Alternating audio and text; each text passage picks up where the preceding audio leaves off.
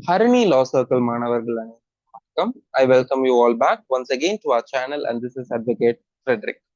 This session is part 12 of our target to complete 50,000 multiple choice questions in law.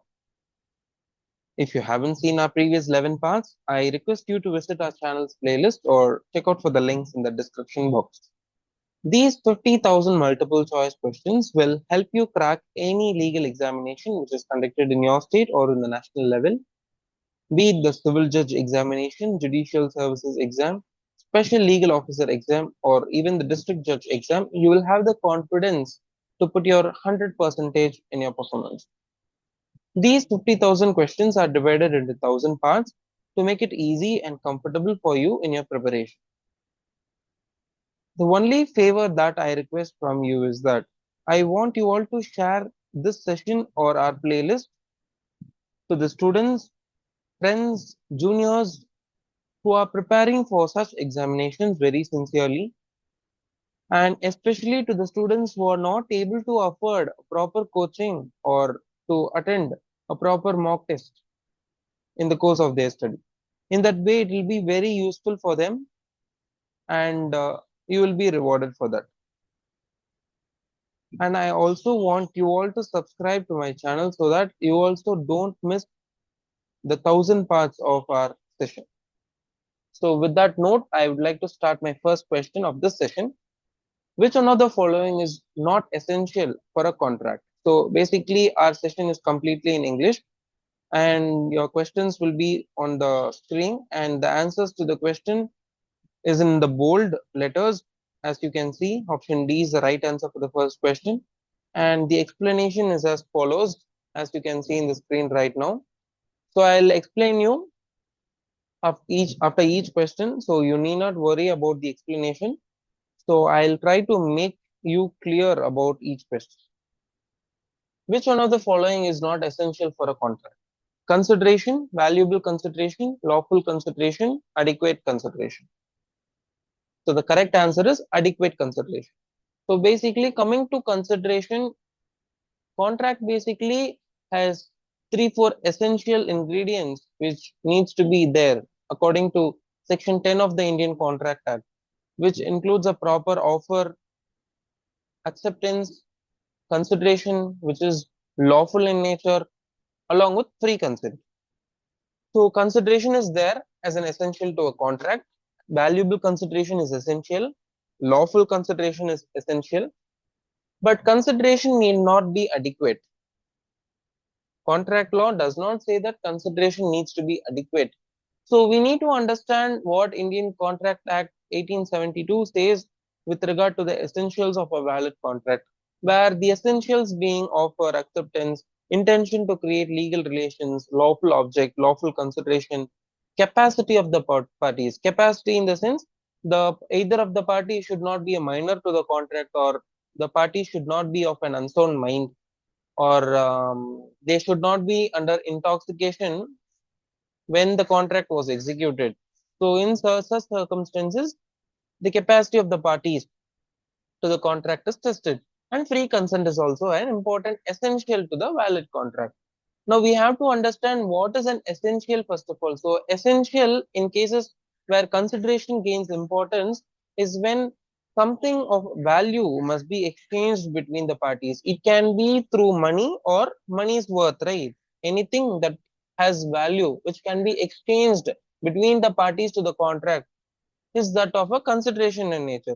So valuable consideration must be something that is of value in the eyes of law, not necessarily that it should be of money in nature. It can be of money's worth as well, but it should be of some value in the eyes of law. So it is valuable consideration. And lawful consideration is where the consideration must not be illegal, immoral, or opposed to public policy. So any consideration which is illegal, for example, exchanging as a part of consideration a packet of cocaine would be an illegal consideration, right? It is unlawful consideration. So it should be a lawful consideration. So coming to the example, if you have time to read the example as well, it is well and good. So I just want you to read the two lines. so that you can understand what is adequate consideration and consideration. Moving ahead to the second question. A wagering agreement depends on an uncertain event, future event only, past unascertained only, none of the above events. So the correct answer is, as you can see in bold letters, the answer is an uncertain event. So we need to understand what a wagering agreement is first of all. So section 30 of the Indian Contract Act says what a wagering agreement is. It says that when two parties agree that money or money's worth will be payable depending on the outcome of an uncertain event. For example, one of the parties to the contract tell to the other party that based on the winning of Pakistan or India, I would do to you certain act, or I would omit to do certain act. Such kind of uncertain events. So a match between India and Pakistan, where uh, it is not certain that who will win at the end of the match. It is an uncertain event, right? So based on that future event, some condition is placed in the contract. Then such kinds of contract are known as wagering agreements. Simple. So there are few essentials to wagering agreements. So the first essential is there must be a promise to pay money or money's worth. So the consideration can be in the form of money, or it can be in the form of money's worth also. The second essential is that the promise is conditional on the outcome of an uncertain event. I have discussed to you right now. The outcome must be unknown to both the parties at the time of the agreement. So both the parties should not know what would happen. That is an important essential again. Both the parties should stand to either win or lose. One party should say that Pakistan will win, the other party should say Pakistan will lose. Or one party should say India will win, or the other party should say India will lose in the cricket match. So these kinds of statements are very necessary, and it is an essential element in a wagering agreement. And the last essential is neither party should have control over the event. So either of the party should not uh, put, they should not be in the position of dominance to control the event and make themselves win or lose in winning over the contract and take money out of it, right? So this is what is called a wagering agreement. As we can see in the question, an uncertain event is an important essential in wagering agreements. Moving ahead to the third question. A, knowing that her husband has committed murder, knowingly conceals him in order to screen him from legal punishment. A is liable for. See, you have committed a crime and I conceal that crime. Whether am I liable for a punishment? Yes, right. You commit a crime and I conceal that crime, knowing that you did the crime. So I am liable for punishment of harboring a criminal. But there is an exception under the Indian Penal Code that either of the spouses can conceal a crime which was committed by either of the parties. If husband commits a crime and the wife conceals the same, it is of no offense. And if the wife commits a crime and if the husband conceals the same, it is of no offense. So this is an exception which is mentioned in the Indian Penal Code. So basically the answer to this question, where A, knowing that her husband, so A is the wife of B. So in that case, A, who is the wife, has committed no offense, where the Indian Penal Code gives the exception. So let's come to the explanation, where section 212 says any person who harbors or conceals a person whom he knows or has reason to believe to have committed an offense punishable with death or imprisonment for life with the intention of screening him from legal punishment shall be punished. But the exception provides that such provision does not extend to the case in which the harbor, that is the person who concealed, is a husband or wife of the offender. Simple as that. Okay. So there were multiple questions in various examinations within Tamil Nadu and in the other states of India pertaining to this particular exception. So I just want you to note down this exception under section 212 of IPC somewhere in your notebooks so that you don't forget the same when revising it. Okay. So moving ahead to the fourth question. What is not necessary to constitute an offense of criminal conspiracy? So as we all know that criminal conspiracy is when two or more people together plan for a criminal act with an intention to do the criminal act. So two or more persons is an important necessity. So it constitutes a criminal conspiracy. But in our options we have five or more persons. It is absolutely not necessary. Two or more persons itself is necessary to constitute a criminal conspiracy. So our correct answer is five or more persons, which are not necessary. Only two or more persons are necessary. Okay. And C, agreement to cause illegal act or by illegal means. Yes, an illegal act is necessary. And if act is not crime, to do some act in pursuance of an agreement. Yes, this is also a necessary part. So section 120A of Indian Penal Code says what a criminal conspiracy is. So it says when two or more persons agree to do or cause to be done, first, an illegal act, second, a legal act by illegal means. So it can be a legal act, but doing it through an illegal means would mean they did a criminal conspiracy. So such agreements are designated as criminal conspiracy. So the minimum number of persons required is two, and there must be an agreement to do an illegal act or a legal act by illegal means.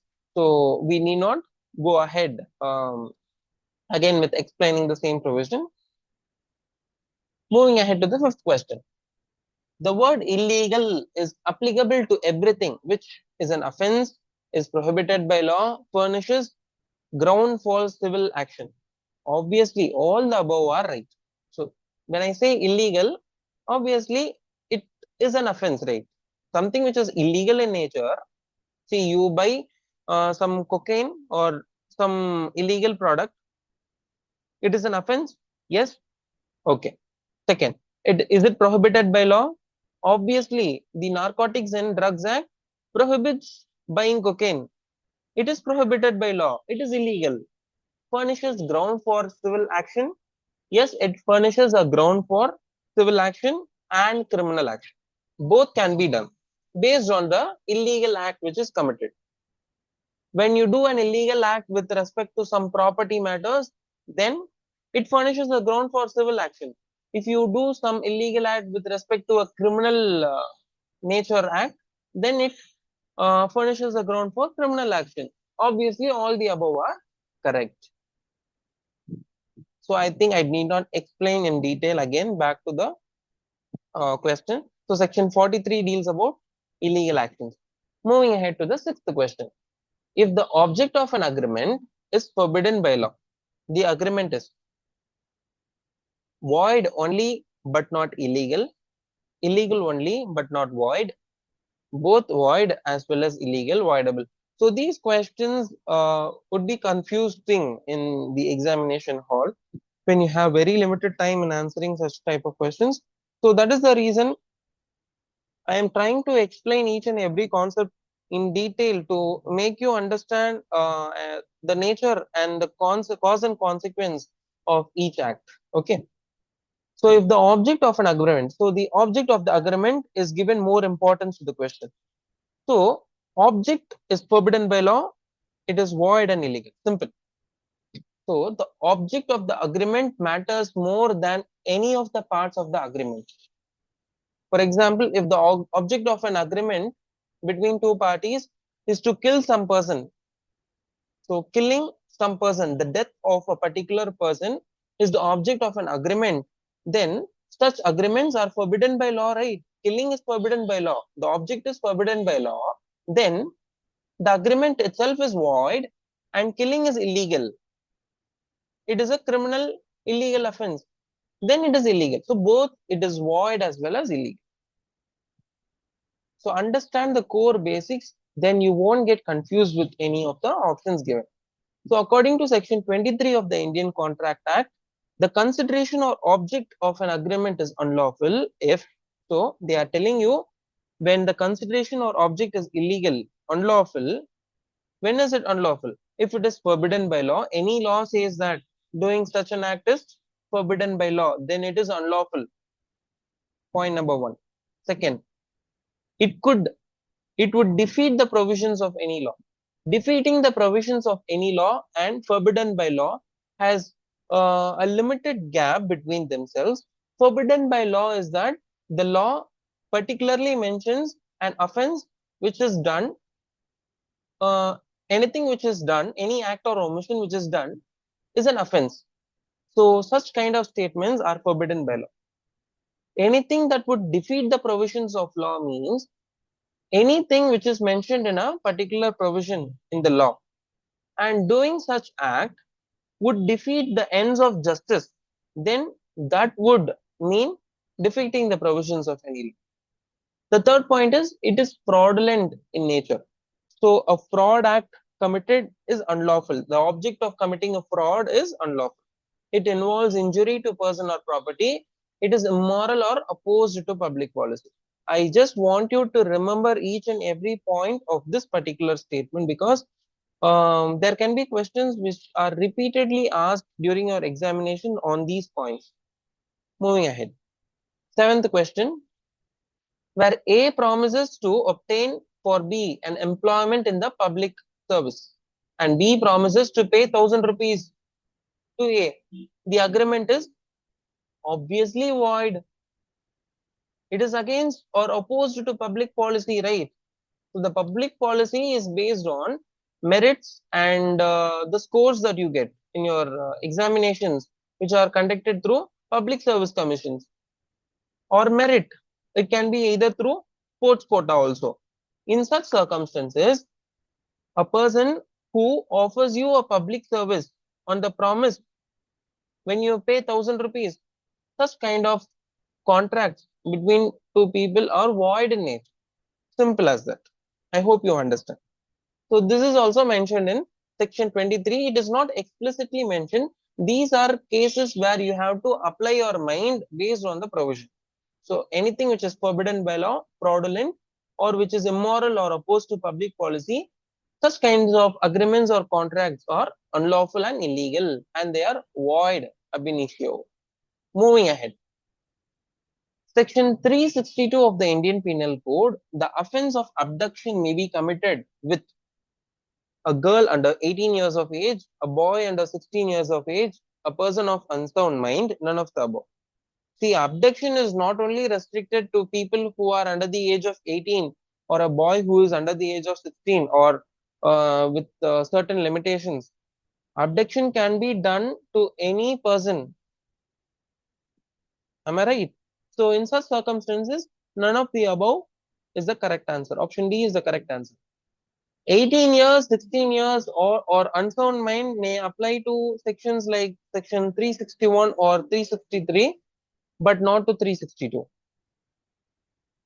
So what does abduction say? Whoever by force compels or by any deceitful means any wrongful means induces any person to go from any place is said to abduct that person. So the key elements that you need to remember for this particular section of abduction is using of force or using of deceitful means or inducing or compelling someone to go from a particular place or come to a particular place. So such kind of force or inducement by deceitful means are elements of abduction. Do you get the point? Gender, age, mental state, all these are irrelevant with respect to abduction. It can be done to any person and it is an offense under section 362 of the Indian Penal Code. Moving ahead to question number 9. Which one of the following is a continuing offense? So when I say continuing, it subsists during the time when it is investigated. For example, I abduct you. Abduct you means I use some criminal force against you or through deceitful means I tell you to go to a particular place, or I take you to a particular place through illegal means. Okay. So during that period of detention, I detain you without any warrant. So during that period of detention, wrongful, deceitful detention, I am doing a criminal act. I am continuing an offense for the entire period of detention. So in such circumstances, the offense is continuing in nature. And for offenses which are mentioned in the options like rape, theft, abetment, it is done at a spontaneous time. Rape is done during a particular period of time, and an offense is committed and it is over. In the case of theft, the theft, once it is stolen without the knowledge of the person who owns it or is in the possession of it, then theft is already committed. Abetment, I abet someone to kill someone. The very action of abetting at a particular point of time means that I have done an act at a spontaneous time and the offense is not continuing. Okay, the act of abduction is where there is a continuing offense. So option A is the correct answer. So if you need more clarity on what I told you right now, I just want you to pause for a while at this point and read the complete explanation and then move to the next question. Moving ahead to the 10th question. Which offense does not constitute, sorry, which offense does not require a minimum number of 5%? Robbery, obviously. Robbery can be done even by a single person. One person gets into some house with a gun hidden back into his pocket and he tries to pull it out and through force, criminal force, he robs something and gets out of the house. It is an instance where robbery is committed. It can be done by a single person. It does not require a minimum number of 5 persons. Whereas unlawful assembly, riot, or dacoity. Dacoity is also a kind of robbery where more than 5 persons are involved and they rob. So that is called as a dacoity. So robbery is where even a one person can do the robbery. It does not need 5 people. So the sections and the explanation is given in detail to the slide which I'm showing right now. If you want more reasoning behind it, just pause it and read it. Next question. A and B plan to murder C. The next day, they are guilty of conspiracy, right? Criminal conspiracy. You plan to murder C. Two people, they plan to murder C. It means they have planned for a criminal conspiracy. The murder didn't happen actually. The next day, they were arrested. Moving ahead. Which section of the Indian Penal Code deals with dowry death? Section 304B, Section 364A, 363A, 366B. Obviously, the answer is 304B. So, dowry death, 304B. So, the important key points that you need to remember is the punishment for the death of a woman caused by burn, bodily injury, suspicious circumstances. I have told you three. The fourth point is 7 years of her marriage. Within 7 years of her marriage, there were demands for dowry, cruelty, harassment by husband or relatives. So these are the important essentials. Remember, death has been caused through burns or bodily injury. Suspicious circumstances were found. Marriage within 7 years. Dowry demands were there. Cruelty or harassment by husband or relatives. 304 B IPC. Moving ahead. A commits theft on property in possession, B's possession, and while committing theft, he has loaded pistol under his garment, kept for the purpose of hurting B in case B resists. The offense committed by A is defined under which section of the Indian Penal Code? Section 382. What does Section 382 say? Robbery. I told you previously, right? One person gets into a building where a woman is watching her TV. This person knocks the door. She opens the door, and this fellow has a gun inside his dress, hiding behind his pocket. He shows the gun to the lady, and through criminal force, the offender causes or attempts to cause death or hurt, or uses the force or fear to obtain or retain some property. In such circumstances, it is called as robbery, and this particular instance or application of the case is with respect to section 382 IPC, which is robbery. And I want you to read what is theft under section 379, extortion under 390, and theft by person and possession of a property under section 381.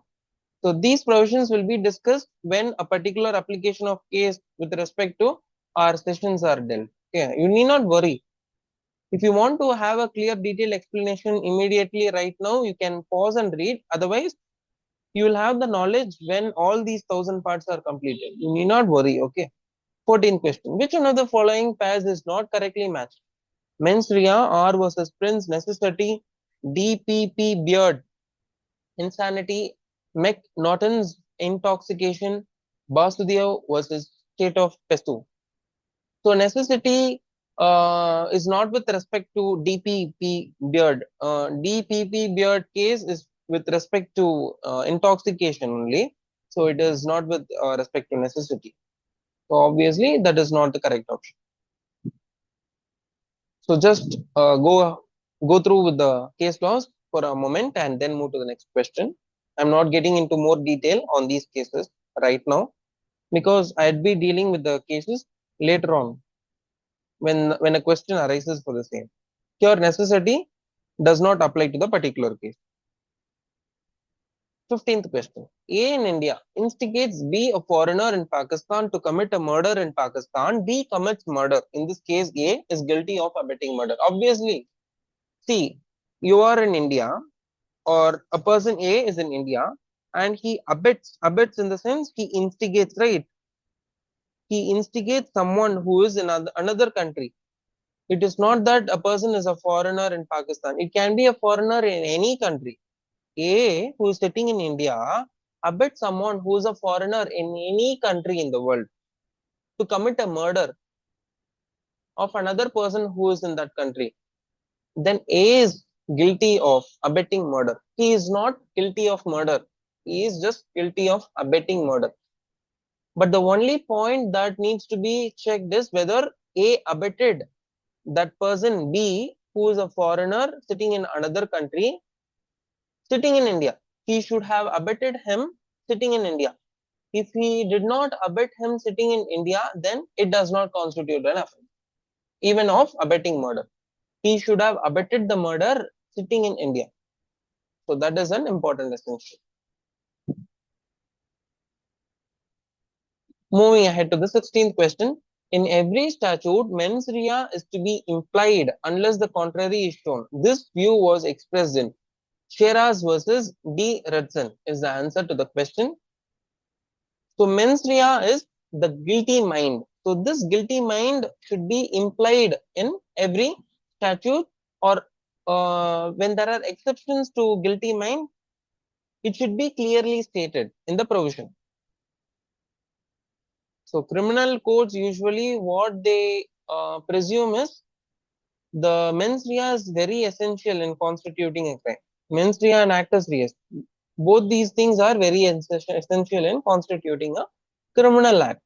In such circumstances, in case the mens rea is a non-essential for deciding a criminal act, then the provision itself should expressly mention that mens rea is not an essential for constituting such a crime. It is enough that actus reus alone, the action alone, is essential, or any other essential element can be included. But the provision should mention. That is what Sheras versus D. Rudson case specifically mentioned. 17th question. A police officer without a warrant apprehends Z, who has committed murder. A has committed the offense of wrongful confinement, wrongful restraint. A and B, no offense.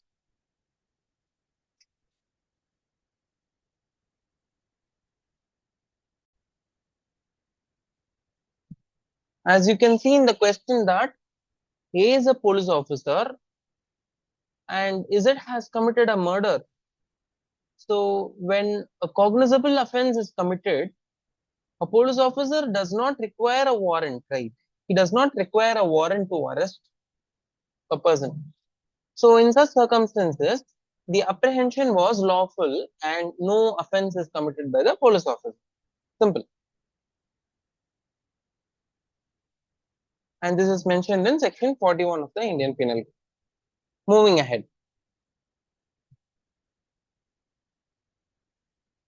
Sorry, I told you Indian Penal Code, right? It is mentioned in Code of Criminal Procedure.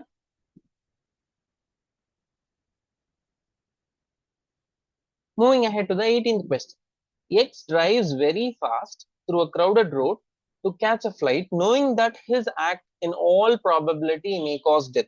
Y is killed by his vehicle. X is guilty of murder. Obviously, he knows that obviously there is someone who is going to die out of his ruthless driving. So the probability being high of death, and though knowing that someone is going to die by his act, he did some act intentionally, then it amounts to murder. Okay, it does not amount to culpable homicide, not amounting to murder or grievous hurt or negligence at all.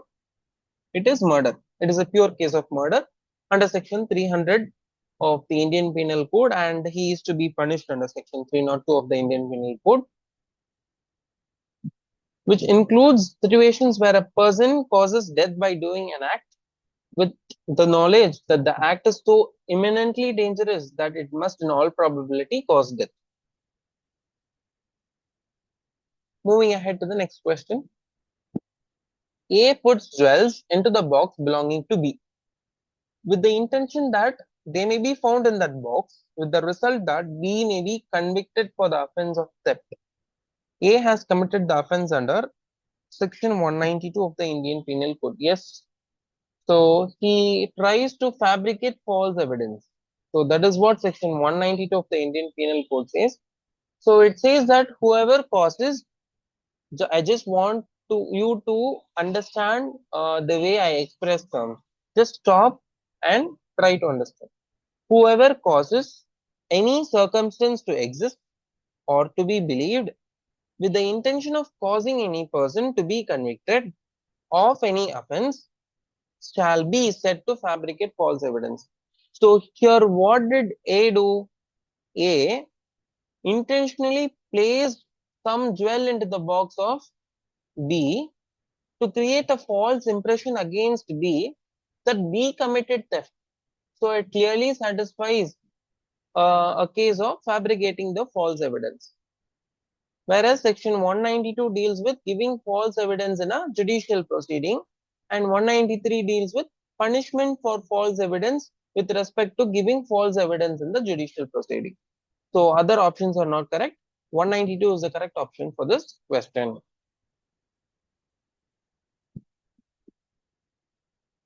20th question. A married man commits the offense of adultery if he has sexual intercourse with a unmarried woman, married woman except his wife, and women except his wife, unmarried women without her consent. See, this is a question which is relevant for examinations, but it is based on the traditional legal definition. In 2018, there was a case where this particular provision under 497 of the Indian Penal Code was abolished. It was removed from the Indian Penal Code, and now it is legal. And in case you have sexual intercourse or a relationship with a woman who is already married, then it is of no offense right now because it is abolished. But it is relevant in the case of examinations, as there are at times questions are asked with respect to the precedents. So Joseph Stein versus Union of India is the case where this particular traditional legal definition of adultery was abolished and struck down by the Supreme Court. So you just need to remember case law Joseph Stein versus Union of India. So they might ask, adultery as a provision under the Indian Penal Code was abolished into as part of section 497 under the Indian Penal Code under which of the following case laws? So then you might get into problem in remembering. So that is why I have framed this question. So each of the questions which you see are framed by me. Do you get the point? It is framed by me, and the explanations to those questions are derived from the sections in each of those codes. And to make it more clear to you, I am explaining it as well. So, so if you want me to do more than what I do right now, I just want you to put those in the comment section so that I'd be clear of what you want more specifically, and I will also include those points into my explanation. 21. Theft is an offense against a person, a mobile property, both mobile and immovable property. Can someone steal a property which is immovable? Can a building be stolen? Can a building be stolen? No, right. It stands upright. It can't be stolen. The possession can be taken, but it cannot be stolen. It cannot be moved from its place. But theft says the property should be moved. So the legal definition under the Indian Penal Code under section 479 says theft, to constitute theft, it should be moved. So immobile property cannot be moved. So obviously mobile property can only be moved, and theft is an offense against mobile property. I hope you get the point clear here.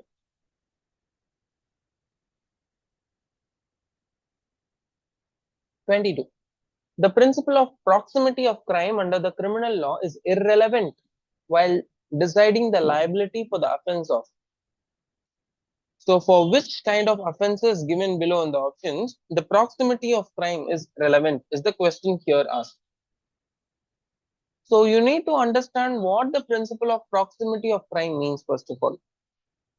Proximity means the nearest time in which the crime was committed.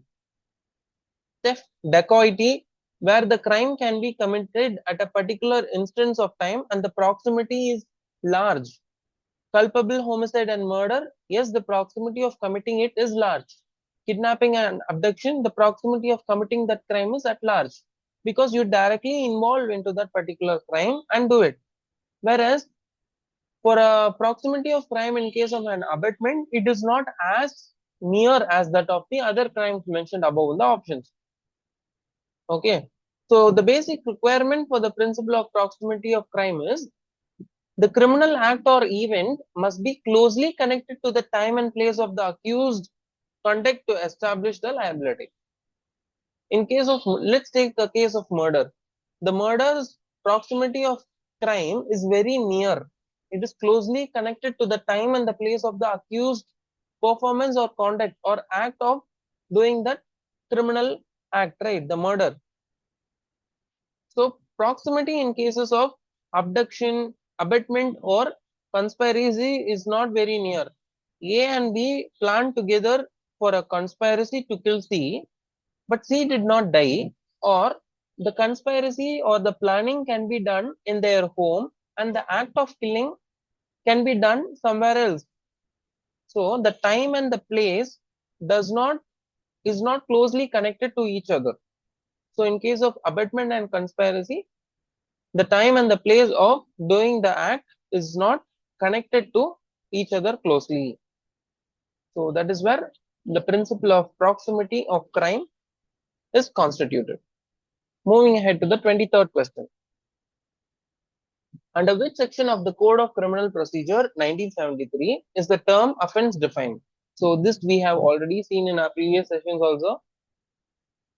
Section 2(9), Section 2(n). It is an act or omission which is made punishable by law for the time being. Simple. Moving ahead to 24. Which section of the Indian Penal Code deals with voluntary intoxication? Voluntary intoxication. 86. So only when you voluntarily intoxicate yourself, it constitutes a offense, a criminal offense. In case someone through force made you intoxicated, and then without knowing what you are doing, you committed an offense, then it can be proved in the court of law that you are unaware of what you are doing and you did not voluntarily intoxicate yourself. It was involuntary or by forceful means you were intoxicated, and you can claim it as an exemption as part of your defense to plead guilty. So that is what section 86 says. So just read through the explanation, and I have told you what it means, what the complete explanation means. So if you have confusion still, I just want you to pause and read the explanation, then move to the next question. 25. To what facts of the following the rules of relevancy have been discussed under section 8 of the Indian Evidence Act? Motive, preparation, previous or subsequent conduct.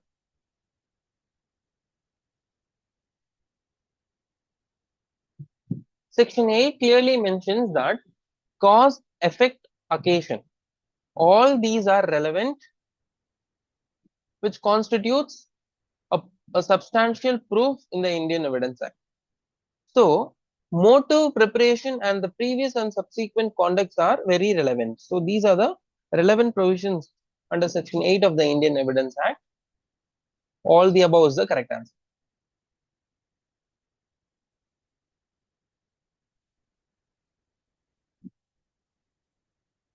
Which one of the following cases is related to dying declaration?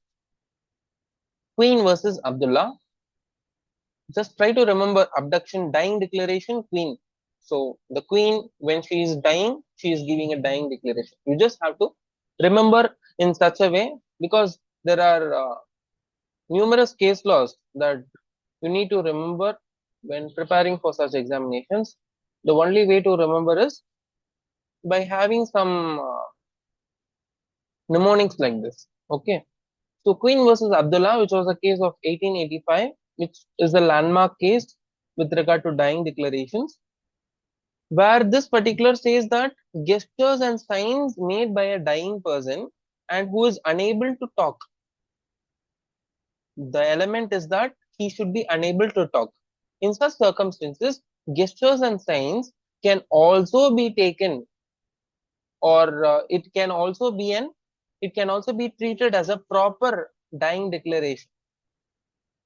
So there is a rule stating that there is a rule stating that hearsay evidences are not proper proofs to constitute a person guilty of an offense. But this dying declaration provision under section 32 of the Indian Evidence Act is an exception.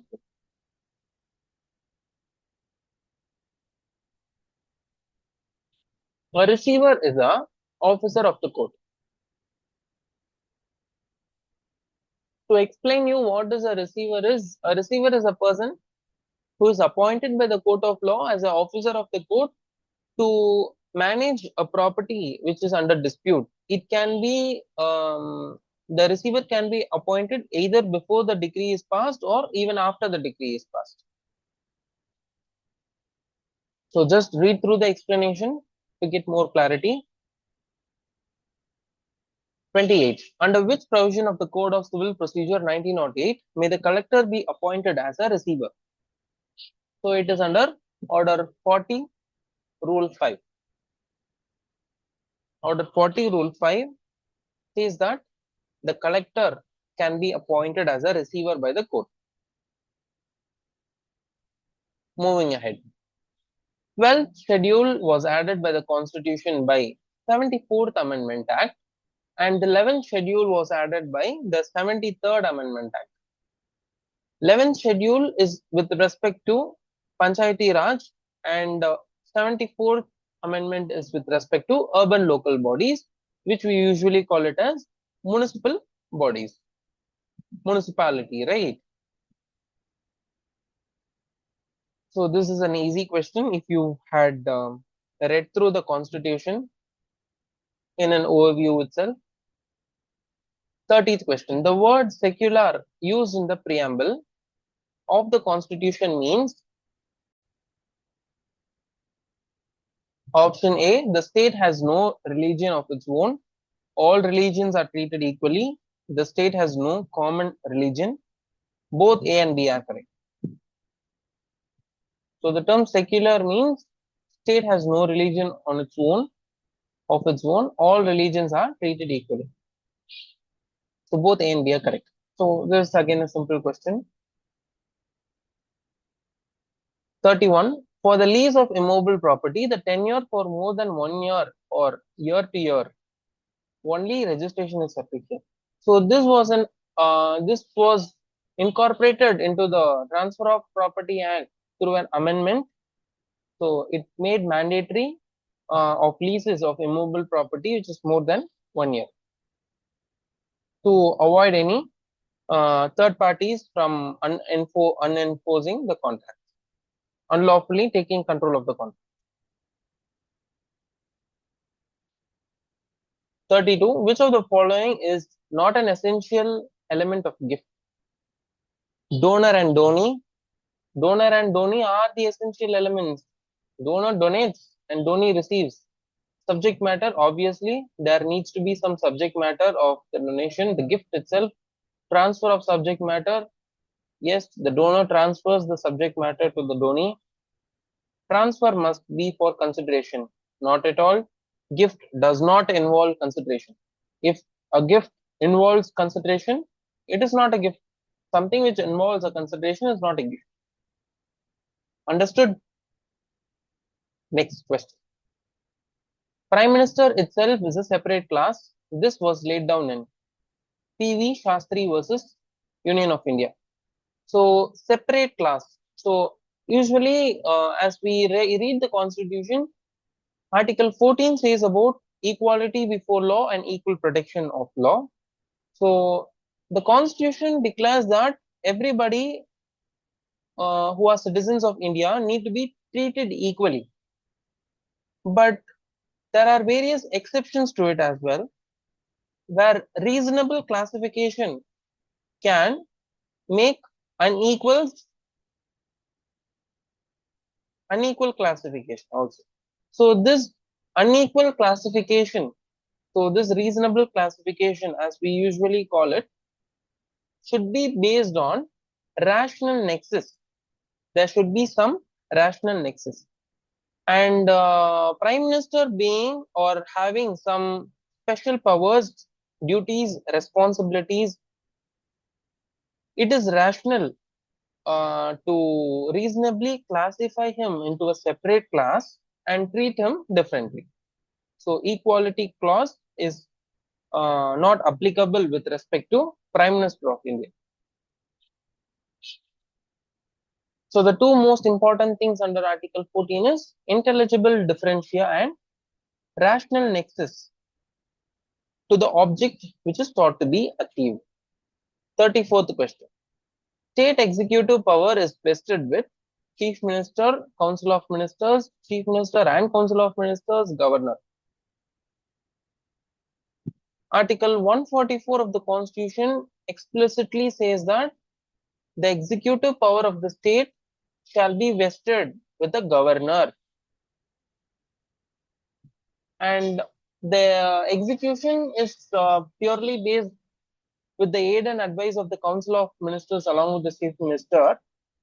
But the executive power vests with the governor. But the real executive power actually vests with the Council of Ministers headed by the Chief Minister. Moving ahead. How many types of writ can the Supreme Court issue for the enforcement of fundamental rights? So again, a simple question. We have habeas corpus, certiorari, mandamus, quo warranto, and prohibition. So these are the 5 writs. So 5 writs. So writs can be issued by high courts and Supreme Courts. The High Court can issue writ under Article 226 and the Supreme Court can issue writs under Article 32 to the Indian Constitution. And with specific to writs, High Courts can issue writs with respect to fundamental rights and legal rights, whereas the Supreme Court can issue writs with respect to fundamental rights only. It cannot issue a writ with respect to a legal right. Next question. In re Beriberi Union and exchange of enclaves, the Supreme Court held that preamble is not part of the Constitution. Is the answer. In 1916, this particular case was taken up by the Supreme Court, where it stated that preamble is not part of the Constitution. But later on, in various cases, and Keshavananda Bharati case, as many law students and people who study for judicial examinations obviously know. So, in that particular case, in 1973, it was held by the Supreme Court that preamble is also part of the Constitution. So, this decision was taken based upon the basic structure doctrine.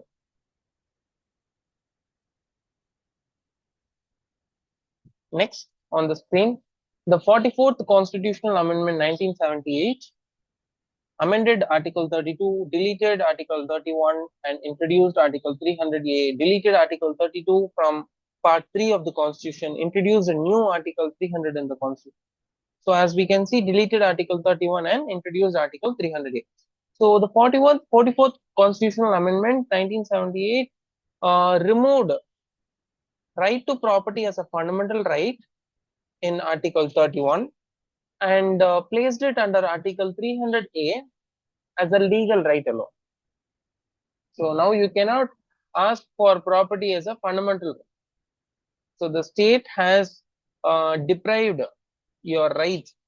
It can be the property which you own can be deprived by the state through authority of law. 38. Which one of the following is not a case relating to the doctrine of precedent? So, which of these cases does not constitute precedence is what is the question. So, the case is Liversidge versus Anderson. Other cases are cases with respect to precedence. So, precedents are constitutional matters or any matter wherein a larger bench which prevails and lays down certain principles with respect to a particular question of law, and such answers or provisions or principles form the basis of future laws, future cases. 39. The law means the entire body of rules in a state. A particular law, the rules of morality, the rules of natural justice. See, law includes all of the above, all of the options which are there in B, C, and D, and it also includes other things as well. So, the entire body of rules in a state. Even rules of natural justice comes under the entire body of state, right? Entire body of rules in a state. So, law includes constitutional laws, statutory laws, case laws, which are precedents, customary laws, if recognized by the country, administrative rules and regulations also. 40th question. Who can file a suit under Section 91 of the Civil Procedure Code for public nuisance? An advocate general can file a suit, or two or more persons with the permission of the court can file a suit.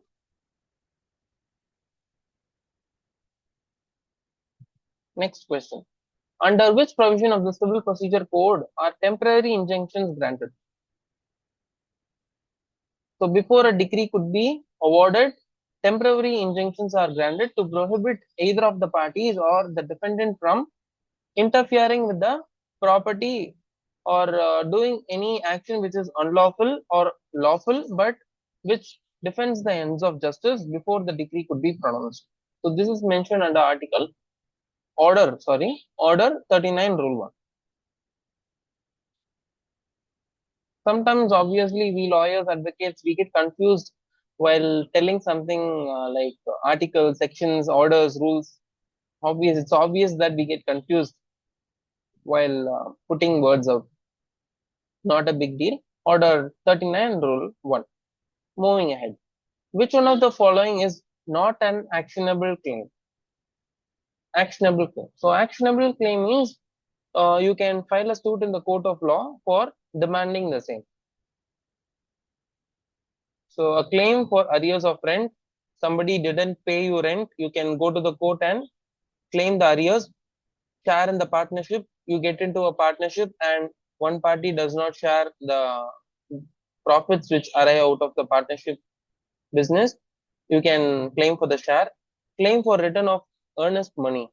You claim for the earnest money return of your money. So you can file a money suit and claim for the return of your earnest money. But claim for men's profit cannot be done. So mesne profits are profits where you earn through wrongful possession. You don't own the property, but you get some interest, rent, dividend out of such properties, and those amount which you get unlawfully through wrongful possession, those amounts cannot be claimed. Moving ahead. In the matter of kidnapping and rape, the evidence given by the prosecutrix being illiterate and rustic young women, some contradictions and omissions are natural, as her recollection, memory, observance, and narration of chain of events. It was held by the Supreme Court in State of UP versus Chotie Lal.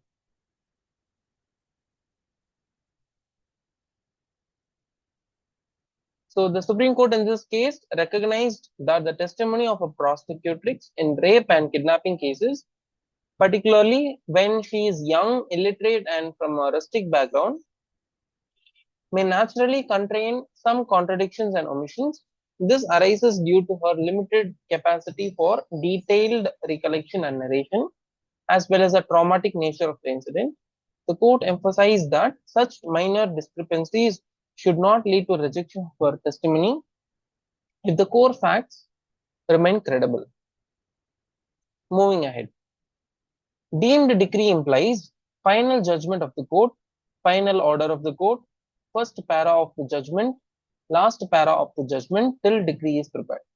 So deemed decree is final order of the court. So that when a particular decision is taken, the final or when it reaches finality in pronouncing a judgment, so that is what is called a deemed decree.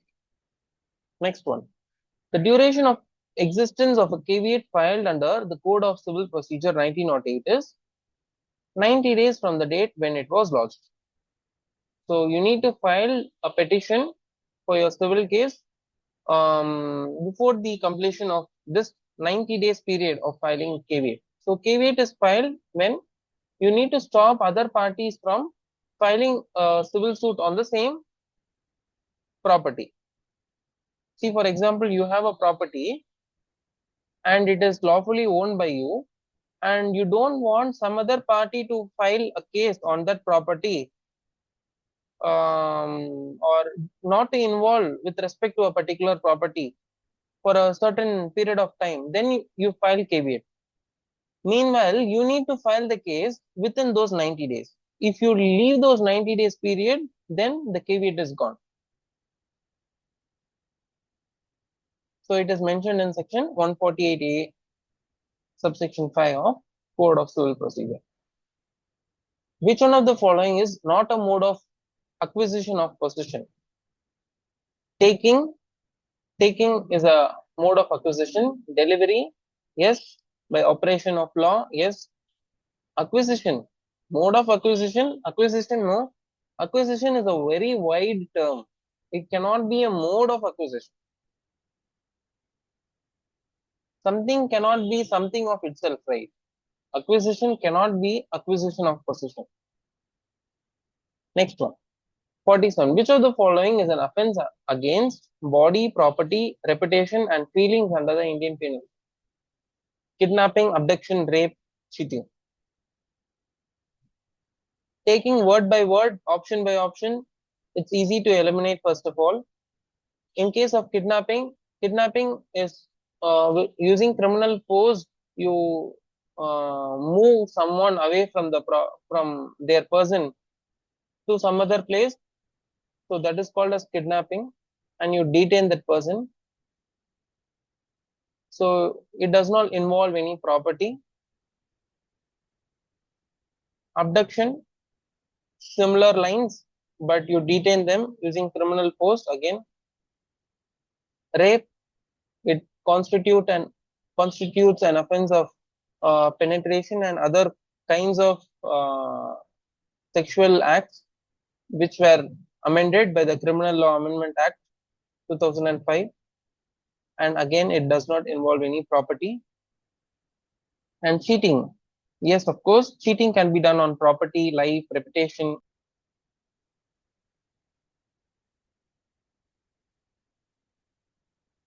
So cheating under section 415 of the Indian Penal Code is an offence that primarily targets the property of the victim by dishonestly inducing them to deliver property or alter their legal rights. Next, which one of the following is not an illustration of criminal force? A spits over B, it is a criminal force. A removes the veil of a lady by causing annoyance to her, it's a criminal force because he uses his hand to remove the veil.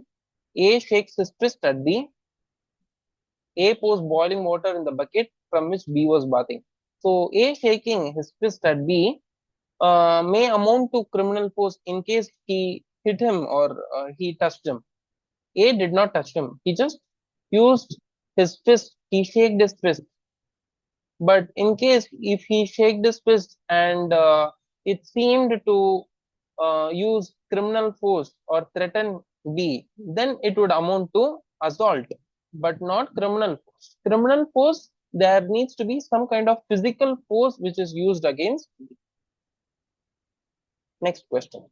The period of limitation within which a defendant shall submit his written statement is 30 days from service of summons. So within 30 days, the written statement should be filed by the defendant on a plaint. In case he does not submit it, then the court may extend it to a period of 90 days, but the judge has to explicitly mention it in the court documents that why did he extend the period, and only on special cases this extension is granted. 50. Assault in order to outrage the modesty of women is punishable under section 354 of the Indian Penal Code, where it says that assault or criminal force used to outrage the modesty of a woman. So this section criminalizes acts which intend to insult or outrage the women's modesty through assault or criminal force. So other options are given below. I just want you to read it. Which property cannot be transferred? A public office, a mere chance to succeed, a mere right to re-entry, all the above. So all of these above can't be transferred. So public office is basically the on a public trust it has been given to you. You cannot transfer it to any other person. And a mere chance to succeed is an expectation or hope, like inheritance or succession. You cannot transfer it. And a mere right to re-entry cannot also be transferred. So it is a breach of condition. So that's it with part 12 of our 50,000 multiple choice questions. And I want you all to share this video to the students as I told you before. And a great thumbs up to all the students who are watching this session till the end. And see you in the next interactive session, part 13. Till then, stay tuned to our channel and watch our other videos. Thank you.